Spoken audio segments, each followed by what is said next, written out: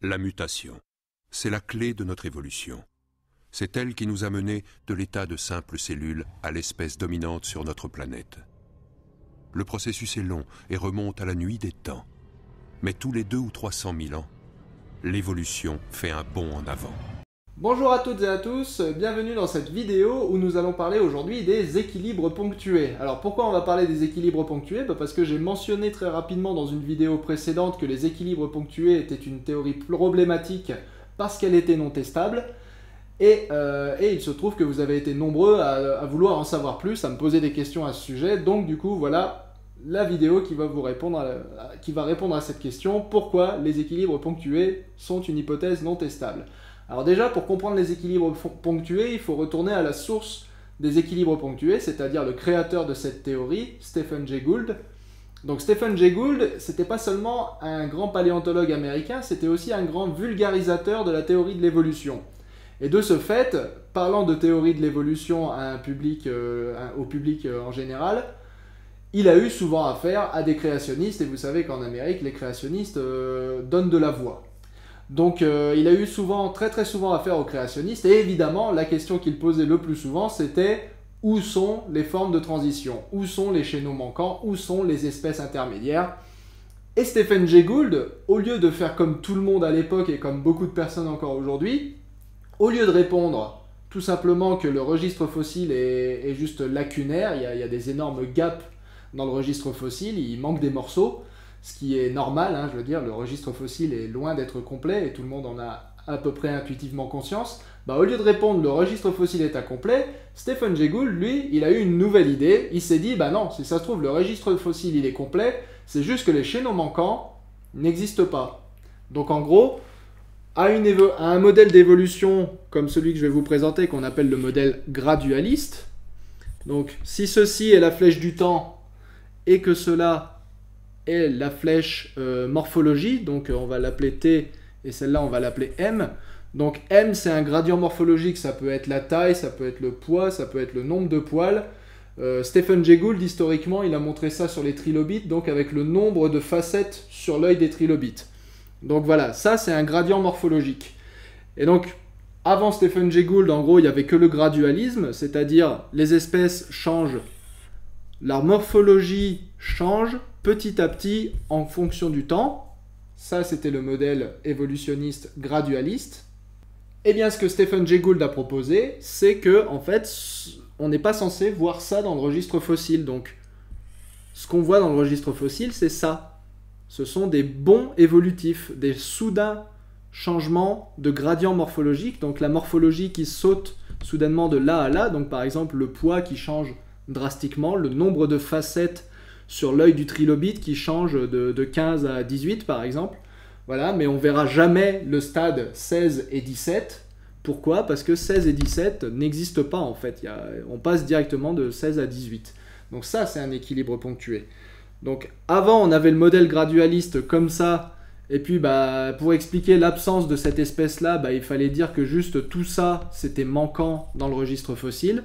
Maintenant, on est capable de dire, non, enfin, grâce aux équilibres ponctués, je veux dire, Stephen Jay Gould était capable de dire, non, le registre fossile est complet, ces deux espèces-là sont bien apparentées, c'est juste qu'il y a eu un saut, en fait, évolutif, et du coup, on ne s'attend pas à trouver un chaînon manquant, finalement. Et c'est ça la force de la théorie de Stephen Jay Gould, et la raison pour laquelle il l'a défendue aussi longtemps, c'est parce que on n'a plus besoin de chaînons manquants avec les équilibres ponctués. On a juste des phases de stase morphologique, donc la morphologie ne change pas, donc vous avez une stase et une deuxième stase, et entre deux, un saut évolutif qui n'est pas enregistré parce que, tout simplement, il est trop rapide. Donc maintenant, quel est le problème avec les équilibres ponctués? En réalité, il y a deux problèmes avec les équilibres ponctués. Le premier problème, c'est la façon dont Stephen Jay Gould l'a présenté. Stephen Jay Gould oppose le gradualisme au ponctualisme. C'est-à-dire qu'en fait, il le présente exactement de la façon dont je viens de vous le présenter. C'est-à-dire que pour lui, il n'y a que le gradualisme et le ponctualisme, il n'y a rien entre les deux. Et ça a une définition, c'est un sophisme qui s'appelle l'homme de paille, si vous préférez. Il y a le gradualisme qui est fixe, on peut être que graduel, et il y a le ponctualisme qui est que ponctuel. Et on peut faire que des équilibres ponctués. Donc non, La réalité déjà, on s'attend à ce qu'elle soit un peu plus compliquée que ça. On ne s'attend pas à ce que le gradualisme soit tout le temps lent et progressif. On s'attend à ce que le gradualisme, de temps en temps, il accélère et ressemble très très fort à un équilibre ponctué. Donc déjà, le premier problème avec les équilibres ponctués, c'est un peu ce sophisme de l'homme de paille, Stephen Jay Gould, qui caricature le gradualisme pour faire mieux passer les équilibres ponctués derrière pour une théorie novatrice face au gradualisme un peu dinosaurien, si j'ai envie de dire. Et puis le deuxième problème, c'est la non-testabilité des équilibres ponctués. La grande question, c'est comment on fait pour voir un équilibre ponctué dans le registre fossile.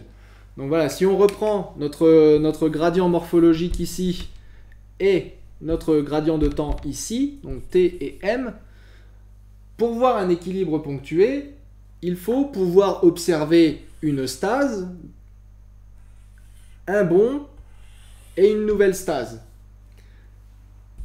Comment est-ce que ça se représente dans le registre fossile? Voilà, comment vous faites pour voir un bond dans le registre fossile, puisque par définition, dans un équilibre ponctué, on n'est pas censé le voir. On n'est pas censé avoir cette espèce-là, l'espèce qui se trouve au milieu de l'équilibre ponctué, on n'est pas censé l'avoir dans l'équilibre ponctué. C'est là tout le principe de base de la théorie des équilibres ponctués. Il n'y est pas censé y avoir de chaînon manquant. Donc voilà, ça déjà c'est un gros problème.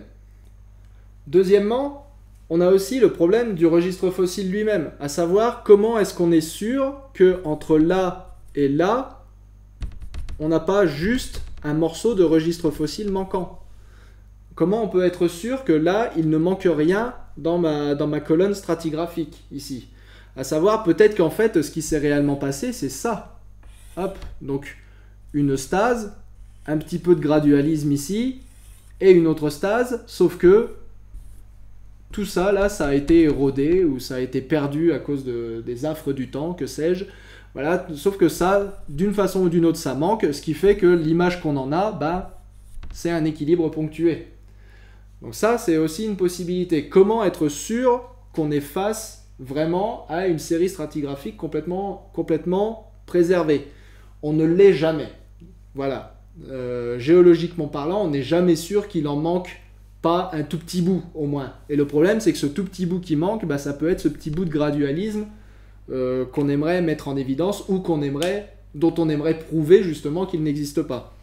Alors comment pourrait-on prouver maintenant l'existence d'un équilibre ponctué? Il y a une manière, et ce serait de la façon suivante. Il faudrait avoir une colonne stratigraphique complète, et dont on pourrait être sûr qu'elle est complète parce qu'elle contient des espèces dont on peut voir qu'elles évoluent graduellement.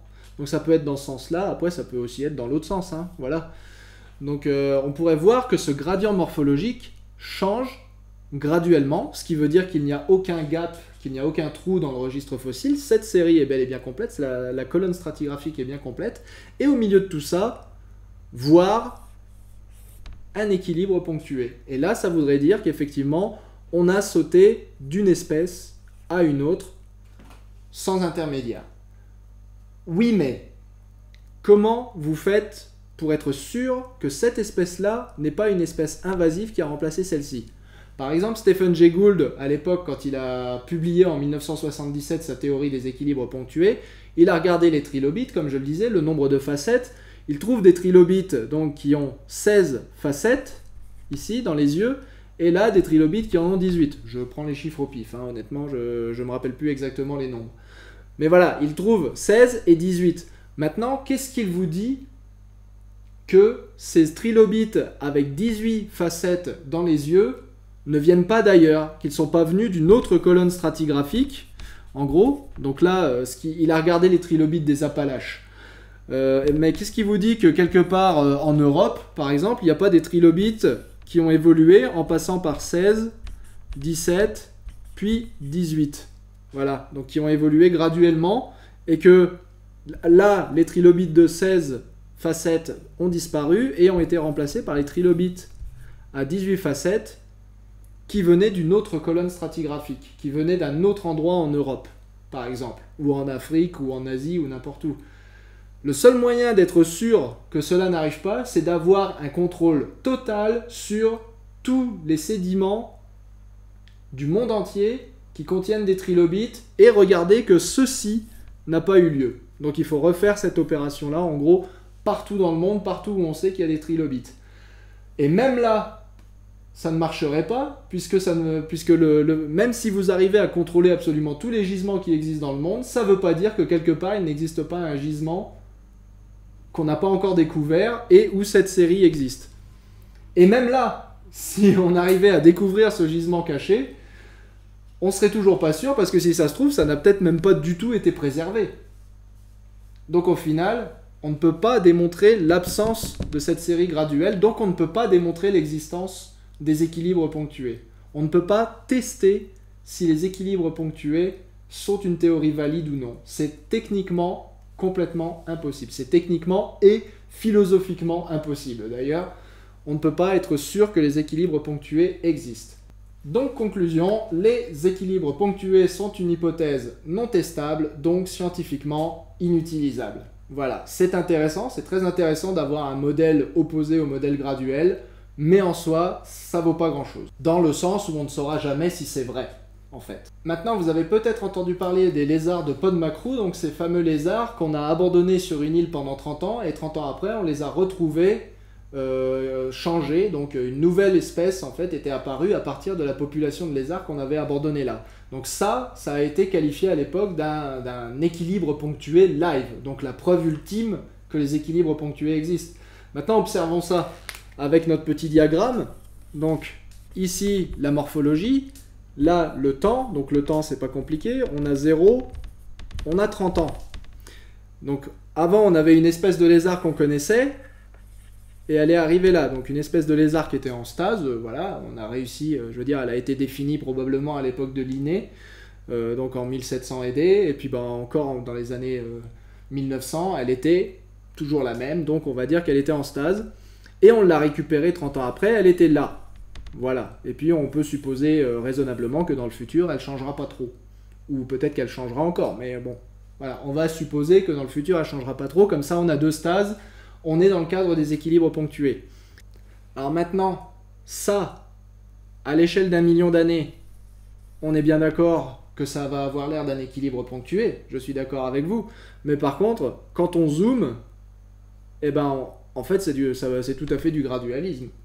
Donc le problème, finalement, la conclusion à tout ça, le problème final de tout ça, c'est qu'il est quasiment impossible de distinguer du gradualisme très rapide d'un équilibre ponctué. Donc finalement, un équilibre ponctué, ça s'explique très bien avec une évolution purement gradualiste, c'est juste une question d'échelle. Voilà, c'est tout. Si un équilibre ponctué, c'est juste du gradualisme très rapide, bah, il suffit de changer d'échelle et on finira par retrouver du gradualisme comme on s'attend à en trouver dans un cadre de la théorie de l'évolution classique, sans équilibre ponctué. Donc au final, les équilibres ponctués, bah, ça n'apporte rien de nouveau, ça n'apporte rien qu'on ne connaissait pas déjà. Voilà, on a juste remplacé du gradualisme rapide par une nouvelle théorie qui était censée expliquer plein de choses, mais qui finalement n'explique rien de plus. Alors après, je suis un petit peu sévère avec les équilibres ponctués, parce qu'en réalité, ça a apporté une chose très très importante à la paléontologie. Les équilibres ponctués, ça a fait rentrer la paléontologie dans les discussions concernant la théorie de l'évolution. C'est-à-dire qu'avant qu'on ait les équilibres ponctués, la paléontologie, finalement, c'était juste une série de fossiles dans un registre fossile extrêmement incomplet, donc c'était juste des anecdotes, voilà. C'était une série d'anecdotes dans un registre fossile extrêmement incomplet, donc on pouvait, enfin du moins les théoriciens de l'évolution pouvaient se permettre de totalement les ignorer. Grâce à Stephen Jay Gould, on a pu étudier de façon plus approfondie la continuité du registre fossile, on a même pu mettre en évidence des événements de spéciation directement sur des fossiles, y compris des fossiles très anciens. On pense notamment aux foraminifères du Crétacé, où on voit des séries évolutives très fluides de ce genre-là. On pense notamment à Notarctus, qui est un primate nord-américain, donc même sur des vertébrés terrestres, on arrive à voir des changements qui sont de l'ordre du million d'années, mais des changements qui ressemblent un petit peu à ça, donc des événements de spéciation qui ressemblent un peu à ça. Donc voilà, c'est quelque chose qui a permis finalement une dynamique de recherche qui a permis de faire rentrer la paléontologie parmi les sciences de l'évolution. Avant ça, la paléontologie, c'était une science géologique, et après ça, la paléontologie, c'est vraiment devenu une science de l'évolution à part entière, et elle a eu son mot à dire concernant l'évolution des espèces et concernant les théories qu'on pouvait élaborer autour de l'évolution des espèces. Donc les fossiles n'étaient plus des anecdotes, ce sont devenus des points d'ancrage pour la discussion de l'évolution des espèces. Donc même si les équilibres ponctués, on risque d'en entendre de moins en moins parler, on dit quand même merci à Monsieur Stephen Jay Gould.